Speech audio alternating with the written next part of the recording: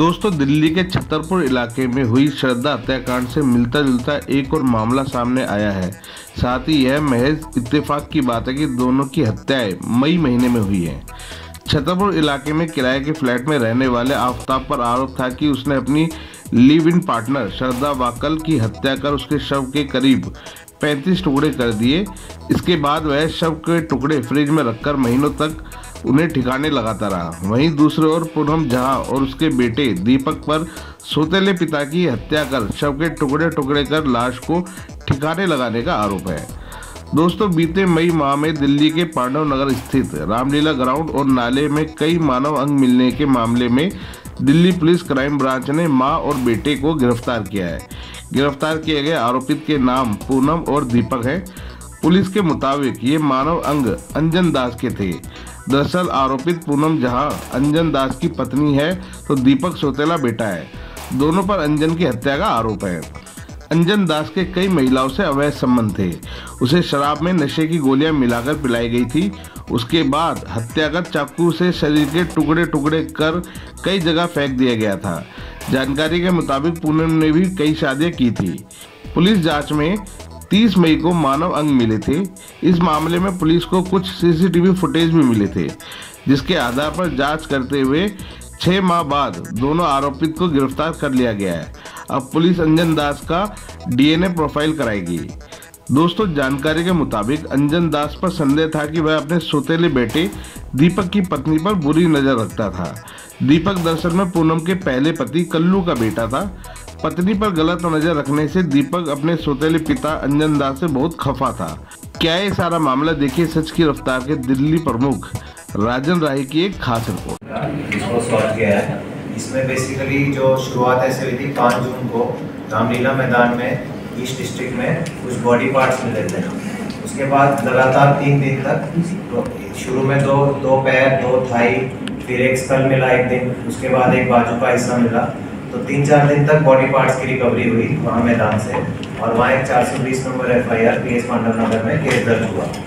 इसमें काफ़ी जद्दोजहद हुई। पहले तो ये बॉडी को आइडेंटिफाई करने की UIDP बॉडी थी, उसमें ये आइडेंटिफाई नहीं हो पाई थी। इसी कारण इस केस में कोई ब्रेक थ्रू मिल नहीं रहा था।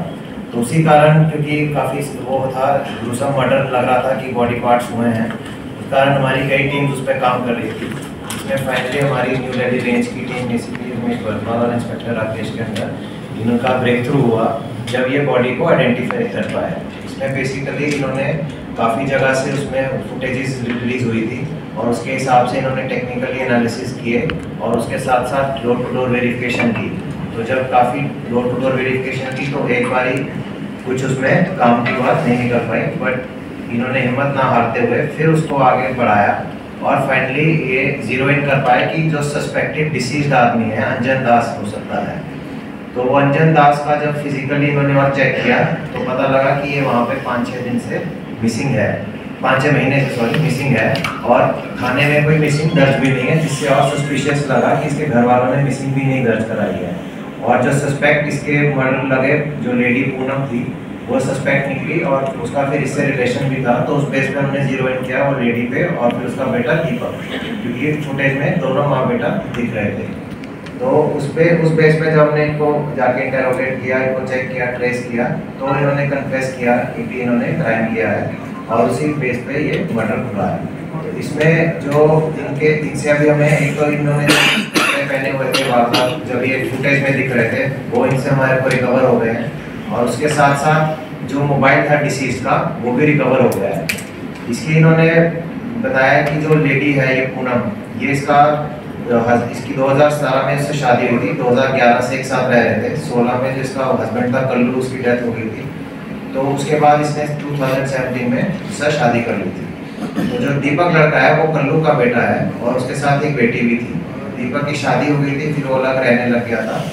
ये जो आदमी था इसकी शादी गांव में बिहार में भी हो रखी थी, इसके 8 बच्चे थे। तो ये क्या करता था, पूनम के शुरू में जेवरात वगैरह इसने बेच के वहाँ घर में पैसे भेज दिए थे, और अभी भी कुछ कमाई के साधन ज़्यादा नहीं कर रहा था और वो उसी पे डिपेंडेंट था। इसकी और राहुल, इसकी दीपक की बात हुई आपस में कि इसको मारने की बात हुई मार्च अप्रैल के आसपास। तो इन्होंने उसी हिसाब से तैयारी रखी। तो 30 मई को इसको पूनम के घर में इन्होंने इनको शराब पिलाई, उसमें नींद की दवाई डाल दी थी। थोड़ा जब वो डिजी हुआ उसके बाद उसने गला काट दिया और बाद में बॉडी छोड़ दी पूरा दिन घर में। अगले दिन जब उसका पूरा ब्लड ड्रेन आउट हो गया फिर उसके टुकड़े किए इन्होंने। अभी तक जो लग रहा है करीबन 10 टुकड़े किए हैं, फिर बाकी तफ्तीश के दौरान और पता लगेगा। तो फिर इन्होंने 2 दिन 31 और 1 जून के आसपास में वो सब अलग अलग जगह डिस्पोज कर दिए गए हैं। उनमें से जैसा कि बताया कि अभी 6 तो मिल चुके हैं, बाकी 4 की अभी तलाश जारी है।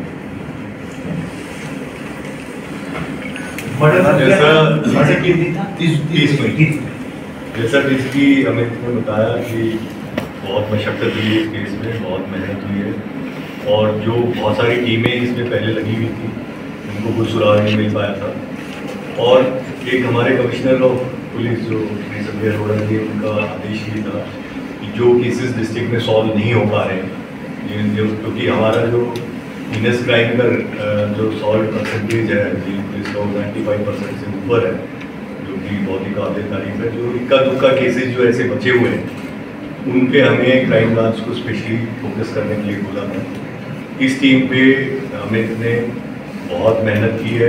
इसकी एक और टीम को पहले लगाया गया था, वो भी कामयाब नहीं हो पाई थी। अब फाइनली जो न्यू दिल्ली रेंज की टीम है, उमेश मटवाल ACP है, पुराने दिग्गज हैं स्पेशल सेल के, और इंस्पेक्टर राकेश की टीम है। इन्होंने बहुत मेहनत से इस पर काम किया और CCTV फुटेज को इन्होंने बार बार देखा कि उसमें इतना तो जरूर आ रहा है, रात के अंधेरे में जो है एक लेडी और एक आदमी कुछ बैग में ले जा रहे हैं और वहाँ जाके रामलीला मैदान या जो गंदा नाला है अशोकनगर का, वहाँ पे डिस्पोज ऑफ कर रहे हैं। लेकिन उनकी चेहरा या उस तरह की आइडेंटिटी इस्टेब्लिश नहीं हो पा रही थी, ये कौन लोग हैं। वहाँ पे पूछा गया कोई मिसिंग पर्सन है, कोई गायब हुआ है जिसकी बॉडी इन्होंने डिस्पोज की है, उसमें भी कोई कामयाबी नहीं मिल पा रही थी।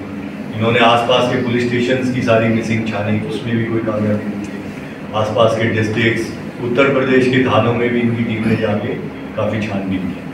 फिर जैसा हुआ, जब आप मेहनत करते हैं तो फिर लक भी आपका साथ देता है, तो फिर इनके पास ये सूचना आई कि ये जो अंजन दास नाम का जो व्यक्ति है, ये काफ़ी दिन से मिसिंग है। इन्होंने फिर सारे पुलिस स्टेशन के रिकॉर्ड छाने कि अंजन दास की मिसिंग कहीं पे लॉज हो, किसी ने रिपोर्ट कराई हो, लेकिन इस बारे में भी कहीं पे रहते रहते फिर कल्लू भी शराब वगैरह के नशे में इसके साथ बदसलूकी करता रहा। इसको अपना जीवन यापन करने में काफ़ी परेशानियाँ हैं और फिर धीरे धीरे इसको ये अंजन दास तीसरा आदमी ये टकराया और अंजन दास के प्रति इसको कुछ उस समय लाइकिंग होगी और ये जैसे ही कल्लू की मौत हुई लीवर फेलियर से, फिर अंजन दास के साथ नहीं है। और अंजन दास का इसको नहीं पता था कि उसकी बिहार में एक ऑलरेडी एक फैमिली है और इसके 8 बच्चे हैं वहाँ पे जो बिहार में रह रहे हैं। जब ज़्यादा दिक्कत तब आई जब दीपक की शादी हुई और जो दीपक की वाइफ आई उसके ऊपर इसने बुरी नज़र रखना शुरू किया और एक इसकी बहन भी जो डाइवर्स हो गई वापस यहीं रहने लगी थी उनके साथ, उस पर भी इसकी बुरी नज़र थी।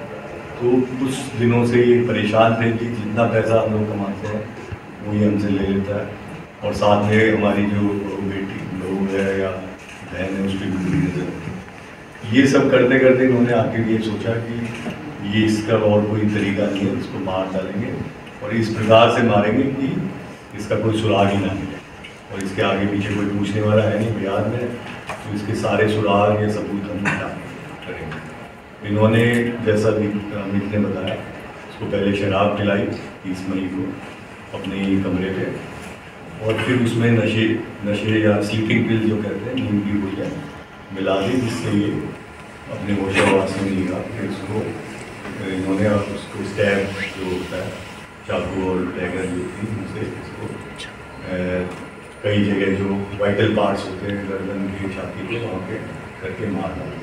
जब इनको लगा, इन्होंने वो देखा सांस वाँस सब बंद हो गई है और बिल्कुल मर चुका है, तब इन्होंने इसको छोड़ दिया बॉडी को रात भर तक, जो खून है सब सूख गया है।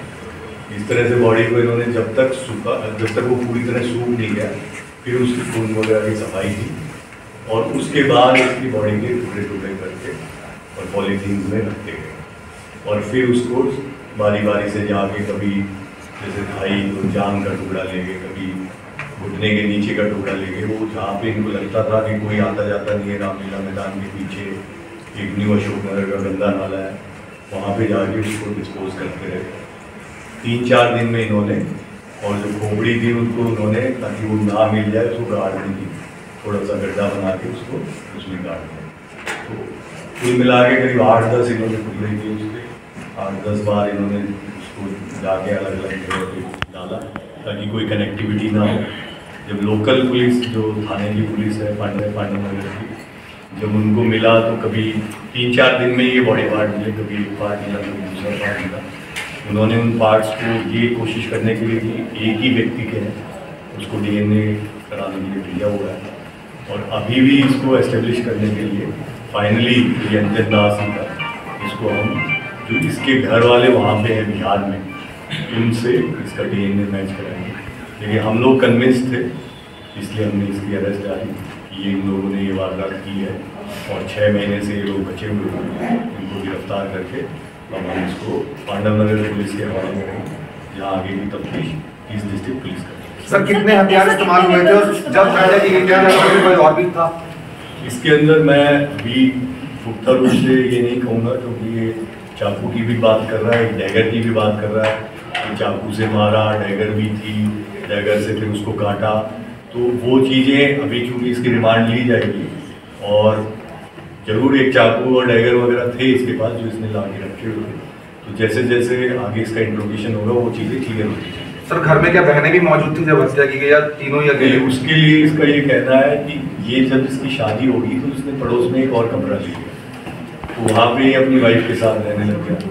और जो बहन थी वो उस दिन इसने कहा कि भाई तू वहाँ रह ले, मैं माँ के साथ रहूँगा आज, तो वहीं पे सो जाना और फिर को बुलाएंगे, हमें कुछ बातें करनी है अपने फादर के साथ इस टाइप की। हालांकि ये जरूर है कि बाद में उनको शक हुआ है, इन्होंने कहा कहीं चला गया है, वो भी लोकल पुलिस जब इनकी रिमांड ली जाएगी और इंट्रोगेशन में अगर कोई और पहलू नज़र आता है। अभी तक तो इसका दावा ये है कि मैंने और मेरी मदर ने मिलके, माँ ने मिलके किया, और बहन और वाइफ को इस बारे में नहीं पता। सर, ये आइडिया कहाँ से आया था इनको? क्या कोई मूवी वगैरह देख करके आया या पहले से प्लानिंग की थी? अच्छा, श्रद्धा मर्डर केस के अंदर भी ये चीज़ सामने आई थी कि पांडव नगर में एक बॉडी मिली है और उसको मेहरौली पुलिस ने भी आप लोगों से कांटेक्ट किया था, लोकल पुलिस। सर, स्पेकुलेशन वही थे कि श्रद्धा की कोई पीसेस तो नहीं इनिशियली जब मिली थी? जरूर ये वहाँ के जो ऑफिसर्स हैं, DCP साहब वगैरह, एडिशनल CP साहब, ये बात हुई थी कि कहीं वो टुकड़े जो वहाँ नहीं मिल रहे वो यहाँ हो सकते हैं। तो उस समय यही हुआ था कि ऐसा लगता है कि डॉक्टर ने उस समय कहा था कि मेल, तो इसलिए ये रूल आउट भी हुआ था। फिर DNA का भी रिजल्ट इंतजार किया जाता था। इस वजह से इसके ऊपर फोकस नहीं किया गया था, क्योंकि डॉक्टर का ये कहना था कि मेल बॉडी, ये वजह है।